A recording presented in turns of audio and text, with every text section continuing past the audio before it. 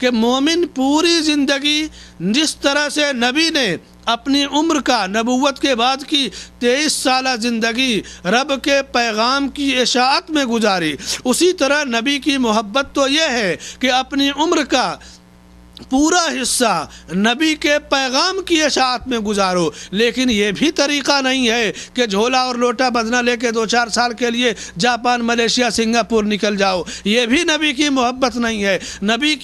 نبی کے مشن کی اشاعت اسی طرح ہونی چاہیے جس طرح نبی کے صحابہ نے کی ہے، جس طرح نبی کے شاگردوں نے کی ہے، یہ نبی سے محبت ہے۔ ورنہ کہہ دو کہ ہم تو پکے نبی سے محبت کرنے والے، دیکھو میں تو نکل گیا 40 دن 6 مہینہ سال پر 2 سال، اس طرح سے نہیں۔ نبی کی دین کی اشاعت نبی کے صحابہ کے نقش قدم پہ ہونی چاہیے۔ اور اس کے بعد یہی نہیں، آپ کو پتہ ہے جب غزوہ احد میں مسلمانوں کی صفوں میں اضطراب پیدا ہوا تو ایک خبر پھیل گئی کہ محمد صلی اللہ علیہ وسلم قتل کر دیے گئے۔ یہ سن کر کے بعض صحابہ کرام نے تلوار ہاتھ سے چھوڑ دی، لیکن چند صحابہ کرام ایسے تھے جنہوں نے کہا کہ تم تلوار ہاتھ سے چھوڑ کے کیا کرو گے؟ جب نبی دنیا سے چلے گئے تو تم اب زندہ رہ کے کیا کرو گے؟ اٹھو، جس راستے میں نبی نے اپنی جان دی ہے اسی راستے میں تم بھی اپنی جان دے دو۔ وہ جان نبی صحابہ کرام کے ساتھ غزوہ احد میں موجود ہیں، دشمن حملہ کر رہا ہے، دندان مبارک شہید ہو رہے ہیں۔ آج پیر آسمان پر بیٹھا ہے، مرید بیچارہ زمین پر ہے۔ پیر تک، اصلی پیر تک مرید کی رسائی نہیں ہوتی۔ چھوٹے ہوئے جو دلال ہیں نا، 2-4 10 یہاں نذرانہ ڈالو، یہاں ڈالو، وہاں، اصلی پیر تک تو بیچارہ مرید پہنچ ہی نہیں پاتا ہے۔ بتاؤ یہ ڈھونگی ہے یا نبی کے دین کی اشاعت کرنے والے ہیں؟ نبی تو اپنے دندان مبارک کو شہید کرا رہے ہیں، نبی تو صحابہ کرام کے ساتھ پیدل چل رہے ہیں، نبی تو ساتھ میں اٹھ بیٹھ رہے ہیں، یہ پیروں کا کیا معاملہ ہے؟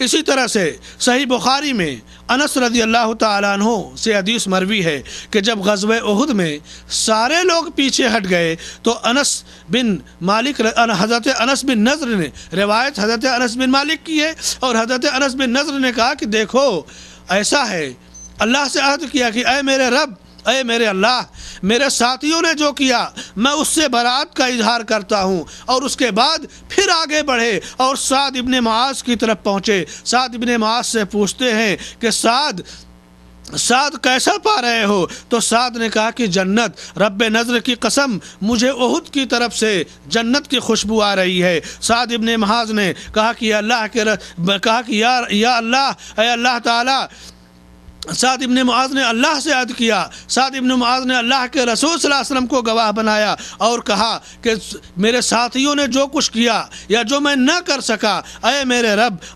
رب، میں یہ ساتھی میرے جو کچھ نہیں کر سکے، میں اس سے معذرت اور برات کا اظہار کرتا ہوں۔ اور حضرت انس رضی اللہ عنہ بیان کرتے ہیں کہ ان کے جسم پہ 80 سے زیادہ زخم تھے، اس حال میں بھی وہ رب سے اس انداز میں معذرت کر رہے ہیں، عہد و پیمان کر رہے ہیں کہ 1-2 زخم نہیں ہے، 80 زخم ہے، اور 80 زخم کھا کر کے بھی معذرت کر رہے ہیں۔ یہاں 80 زخم نہیں، اگر بہترین قسم کی مہمان نوازی نہ کی گئی اس ڈھونگی پیر کی جو تقریر کرنے آتا ہے عید میلاد میں، تو بیچارہ پورا غصہ عوام پہ نکالے گا، یہاں کے لوگ بد نصیب ہیں، بے ادب ہے، یہ کیا جانے نبی کا احترام، اپنا جو اس کی تقریب نہیں کی گئی، جو ٹانگ نہیں ملی اس کو، یا مرغہ فرائی نہیں ملا، یا نذرانہ نہیں ملا، تو عوام بیچاروں کو ڈانٹے گا۔ وہ نبی کے صحابہ تو وہ تھے کہ رب نے ان کے بارے میں فرمایا کہ رجال من المؤمنین رجال صدقوا ما عہد اللہ، رب سے عہد و پیمان کیا اور سچ کر دکھایا۔ تو یہ ہے نبی کی محبت۔ امام بخاری رحمہ اللہ نے حضرت حرام رضی اللہ عنہ کا واقعہ نقل کیا کہ جب مشرکین نے ان کو نیزہ مارا تو ابھی انہیں کچھ کہنے کی فرصت نہیں ملی تھی، لیکن نیزہ جب لگا انہیں معلوم ہے کہ اب میری جان نکل جائے گی، کیونکہ آدمی پہ حملہ ہوتا ہے تو سمجھ جاتا ہے نا کہ میں کس حال میں ہوں۔ کہتے ہیں کہ فزت ورب الکعبہ، امام بخاری نے اس واقعے کو نقل کیا کہ جب حضرت حرام پہ نیزہ لگا ہے، دشمن نے نیزہ مارا ہے، تو نیزہ مارنے کے فوراً بات کر رہے ہیں کہ فزت ورب الکعبہ، یعنی رب کعبہ کی قسم میں کامیاب ہو گیا۔ یہ طریقہ ہونا چاہیے. یہ نبی سے محبت تھی کہ دشمن حملہ کر رہا ہے تو ہائے چلاتے نہیں ہیں, کہہ رہے ہیں کہ فزت ورب الکعبہ, اور اس کے بعد ان کی روح قبض کر لی گئی, ان کی جان نکل گئی. صحابہ کرام کا جو معاملہ تھا نبی سے محبت, آپ کو میں بتاؤں کہ لوگ کیا کہیں گے, شیخ صاحب ایسا ہے کہ دوسری باتیں کیجئے, فضائل بتائیے, سنت بدعت کی بات نہ کیجئے, شرک توحید کو چھوڑ دیجئے. لوگ غصے میں آ جائیں گے, ناراض ہو جائیں گے, کوئی آئے گا نہیں, پھر ہمیں کون لوگ ملیں گے. میرے بھائیو اور دوستو, نبی سے یہی محبت ہے.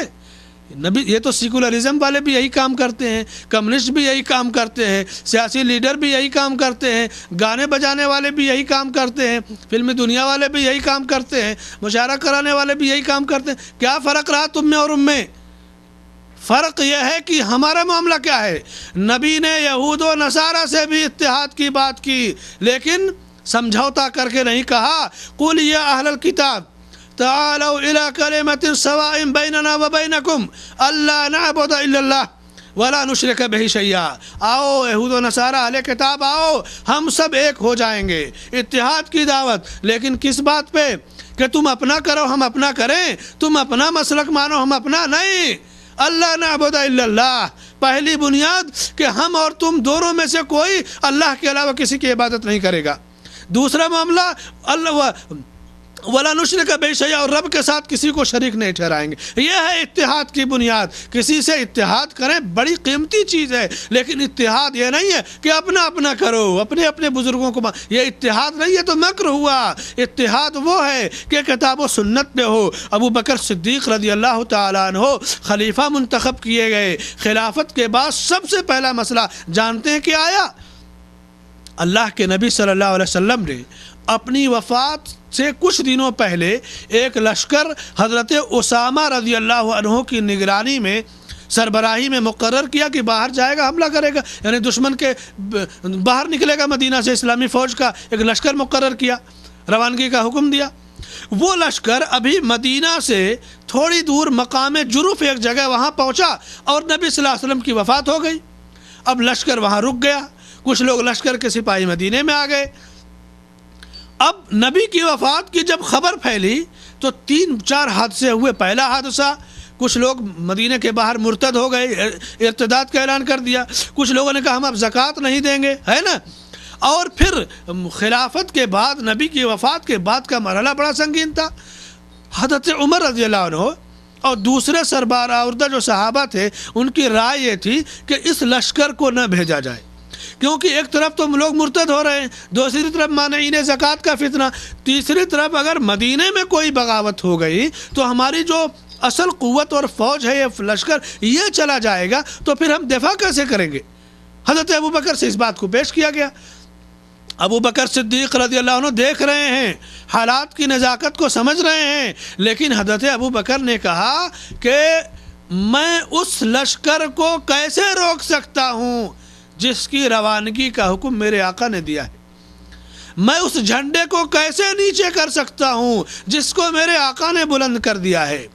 لوگوں نے کہا کہ مدینے کے حالات سازگار نہیں ہیں, دشمن کا حملہ ہوگا تو آپ کیا کریں گے. حضرت ابو بکر صدیق رضی اللہ عنہ نے کہا قسم ہے اللہ کی, اگر پرندے میری بوٹیاں نوچ ڈالیں تو بھی میں اس لشکر کو روانہ کروں گا, اس لیے کہ اس کی روانگی کا حکم میرے آقا نے دیا ہے. میں نہیں چاہتا کہ میری خلافت کا آغاز میرے نبی کی معصیت سے یا نبی کی خلاف ورزی سے ہو.